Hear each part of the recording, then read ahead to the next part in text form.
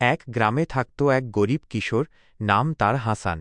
বাবাকে ছোটবেলাতেই হারিয়েছে সে, ছিল তার সব। মা ভীষণ অসুস্থ, ঘরে খাবার নেই, কিন্তু হাসানের ঈমান ছিল পাহাড়ের মতো শক্ত। প্রতিদিন ফজরের নামাজ শেষে সে মসজিদে বসে একাগ্রচিত্তে কুরআন তিলাওয়াত করত।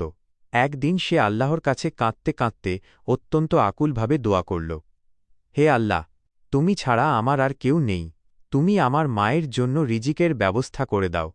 সেই দিনের আসরের নামাজের পর এক অপরিচিত লোক মসজিদে এসে ইমাম সাহেবকে উদ্দেশ্য করে বললেন, আমি এক ইয়াতিম ছেলেকে সাহায্য করতে চাই। ইমাম সাহেব তখন হাসানকে ডাকলেন।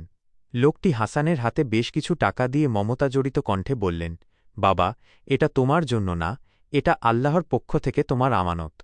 হাসানের চোখ দিয়ে অঝরে পানি ঝরতে লাগল। সে মনে মনে বুঝে গেল, আল্লাহ কখনও বান্দার দোয়া ফিরিয়ে দেন না। তিনি হয়তো পরীক্ষা করেন বা দেরি করেন, কিন্তু কখনোই অবহেলা করেন না। সেদিন থেকে হাসান আরও বেশি ইবাদতে মগ্ন হল। বড় হয়ে সে একজন প্রাজ্ঞ আলেম হল। গ্রামের সব মানুষ তাকে শ্রদ্ধা ও সম্মান করতে লাগল।